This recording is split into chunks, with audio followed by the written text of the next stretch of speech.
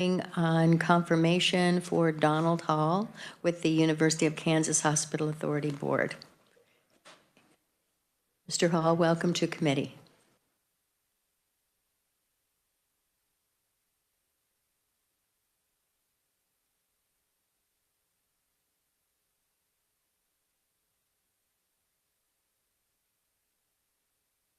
Don Hall Jr., and I'm grateful for the opportunity to be considered for the University of Kansas Hospital Authority Board of Directors. I will assume that you have read my statement and biographies, so in the interest of time, I will not repeat all of that. What you should take away from my statement is that I'm a Kansan, a graduate of the University of Kansas, have been in business for over 40 years, and have led a number of civic organizations. Through all of that, I have concluded that businesses need to have a strong, independently minded, and experienced board who are willing to ask questions and clarify strategies. They need to recognize that their role is not only to ensure financial viability, but also to pay close attention to culture and executive leadership. And they must expect and support change. As a business leader, I recognize how important it is to have a healthy workforce and a strong local economy. The University of Kansas Hospital provides both for our region. The hospital has made great progress over the last decade and is making a real difference in the health of our region. Because KU Hospital plays such an important role in the quality of life of Kansans, I am excited to have the opportunity to serve on its board. While I am not experienced in the medical field, business governance and community service are very familiar to me, and I feel that I can help contribute important perspectives to the board and management team as they face significant challenges in healthcare. I believe strongly in the mission of the hospital and in the role it serves for our state and our region. I will apply my experiences in business and civic work to the best of my abilities to further the aspirations of KU Hospital. I appreciate your consideration and look forward to addressing any questions that you might have. Very concise. Thank you very much. Committee, do we have questions for Mr. Hall? Did a great job, and we've read your biography. Thank you. Thank you.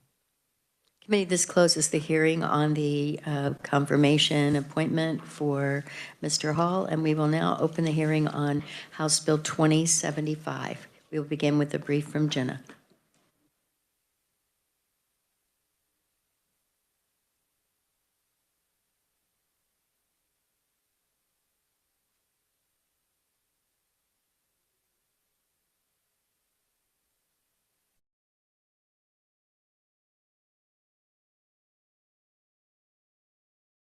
Thank you, Madam Chair, members of the committee.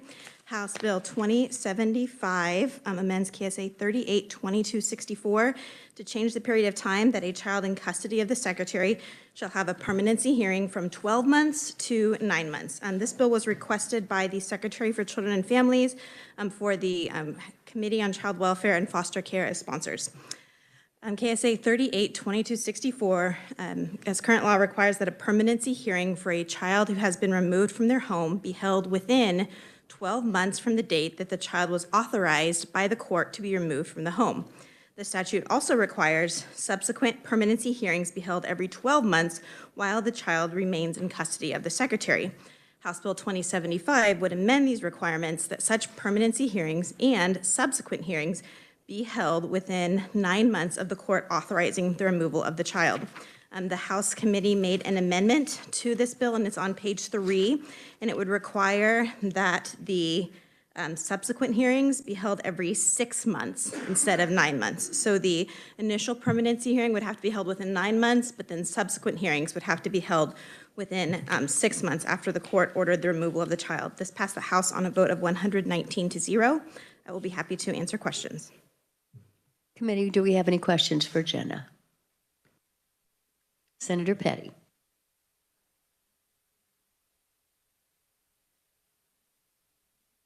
Any information about why the committee changed it from the 9 to the 6? I mean, it went from 12 to 9 to now 6. On Yeah, I will have follow-up to check with that.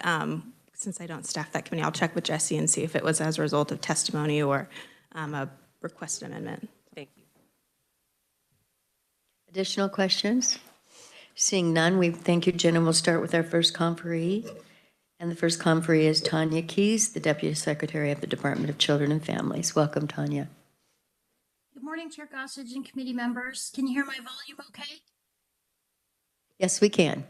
Great. Thank you so much for an opportunity to provide testimony in support of 2075. I know you heard the technical pieces from Jenna. Really, the purpose of this bill is to reduce the amount of time that children are separated from their families in foster care. It will help children achieve timely permanency in foster care, and it will help Kansas in its outcomes with the national performance. Those are the pieces of the purpose. So as you heard, this bill reduces the numbers that a court has to hear a child in care. I'm so sorry, Tanya. We're having difficulty. It's like we're hearing every other word. I'm not sure if there's anything we could do about it. Oh, they're telling me maybe you should turn off your video. Okay. Let's try that again. Okay. No, thank you. Sorry about that. Hope this is better. Much better, thank you. Okay, great. So the purpose is to help children achieve timely permanency in foster care, and the bill reduces the number of months that a court would hear the permanency matters for when a child is separated in foster care. Court hearings are used to review the status of permanency and placement and services. So that's the purpose of the court hearing. There's federal law that says at a minimum, the hearings must occur within at least every 12 months. We presented information and testimony to the House Committee on other states, and you have it in my testimony, that have taken the opportunity to have those permanency hearings at a frequency less than 12 months. So for example, Connecticut, their first permanency hearing was at 9 months, in Virginia at 10 months.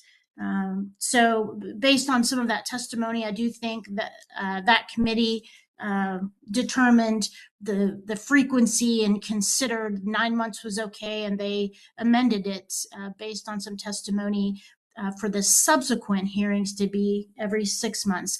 You have my testimony. I have some data in my testimony, but I'll end my testimony and stand for questions when appropriate. Very good. Committee questions for Tanya. Senator Petty.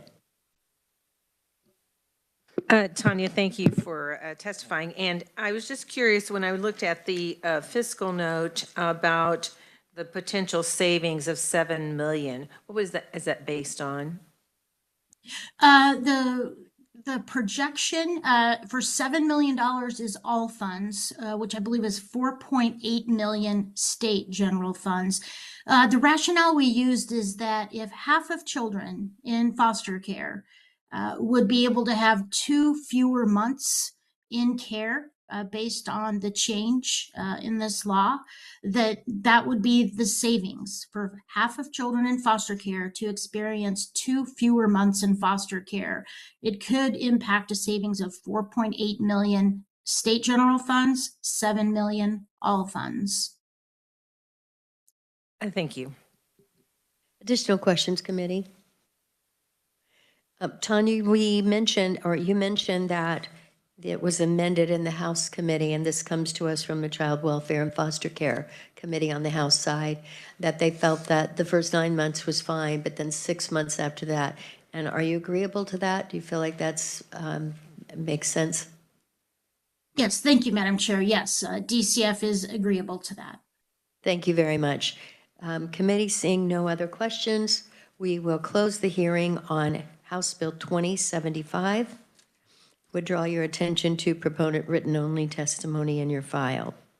We're now going to open the hearing on House Bill 2219 and begin with a reviser statement from Jenna.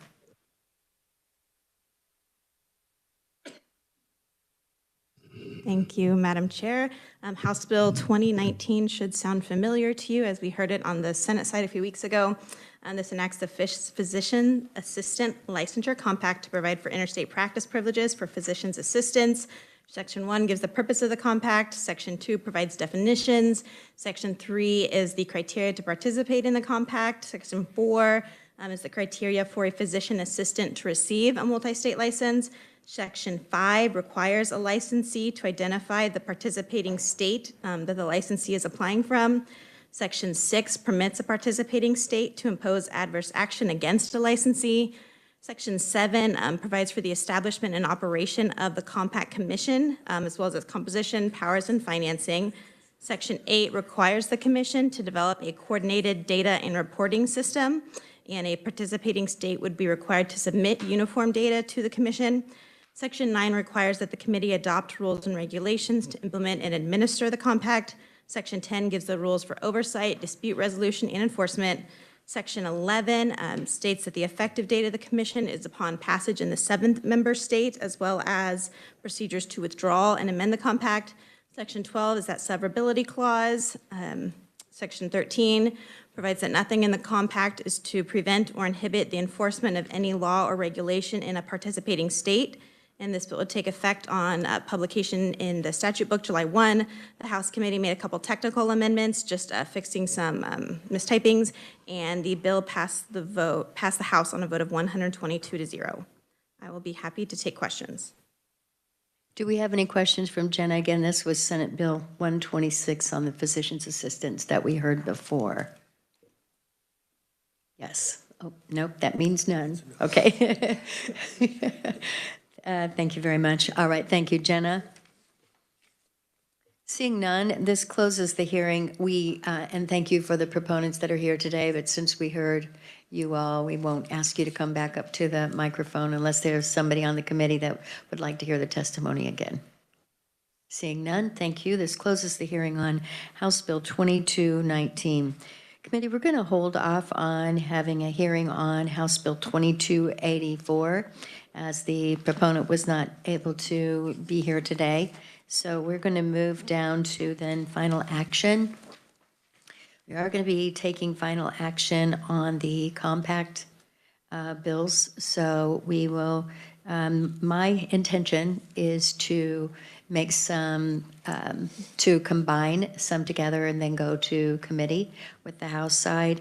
So my recommendation is that we open for final action Bill 2068. And would you give us a quick brief of what that is, Jenna? Madam Chair, make a point of order. Do we need to deal with the bill we just heard first for final action and then go to the combination of PACs? Jenna? Thank you, Madam Chair. Senator. I'm trying to check the agenda, but there's no, it just says final action on bills previously heard. So as long as the chair has closed the hearing, which she did, she's free to take up any bills for final action and combine them as if the committee wills it. We're combining, though, 2219 into this package. So are we final on 2219 so we can combine it? Thank you, Madam Chair. Yes, the hearing was closed, and so it could be, unless the committee objects and So votes it. my understanding is that then the final action could be a portion of putting two bills together without separate final action on 2219. Correct. All right, thank you. Does that answer? Thank you. Okay, Thank very you, good. Chair.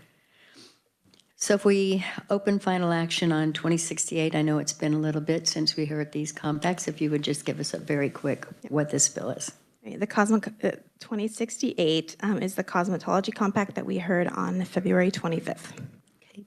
So committee, it's my intention to remove the contents from 2219 and add them into 2068. That is my motion. Do I hear a second? Second discussion. Seeing none? Yes. Nope. Second. Oh, okay. A little slow. That's all right. We had a second from Senator Owens. And now, committee, we will vote. So all in favor of combining or adding the contents of 2219 in with 2068, say aye. Aye. Opposed? That has passed. Next, committee, I would like to take final action on 2069. Oh, question. Yes.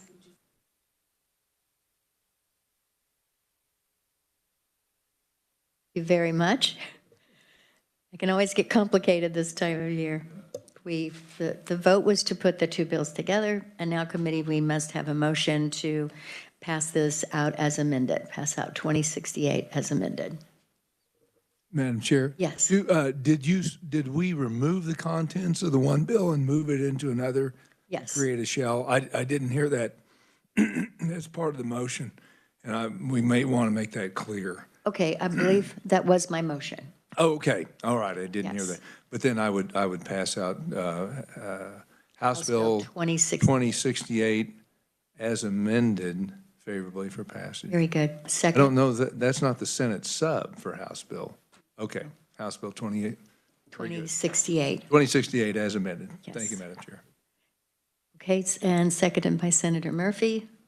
All in favor, say aye. Aye. Thank you, Senator Petty. And now we will move to final action on House Bill 2069. If you'll just give a brief. Thank you, Madam Chair. House Bill 2069 is the school psychologist compact that we heard, I believe it was yesterday. In committee, it is my intention to add the contents of 2070 into 2069. So would you remind us what 2070 is? Thank you, Madam Chair. House Bill 2070 is the dietitian compact that we also heard the hearing on yesterday. All right. So I would move that we add the contents of 2070 into House Bill 2069. Do I have a second? Second. Senator Clifford seconds, and all in favor say, or any discussion? All in favor say aye. Aye. Opposed, no. We have now added the contents of 2070 into 2069. Do I hear a motion to pass 2069 out of committee as amended? Senator Thompson. So moved, Madam Chair. Very good. And do I have a second? Senator Owens. Any discussion? All in favor say aye. Aye. Opposed? That House Bill 2069 as amended, has been passed out of committee. And committee, that is all we have for today. We are adjourned.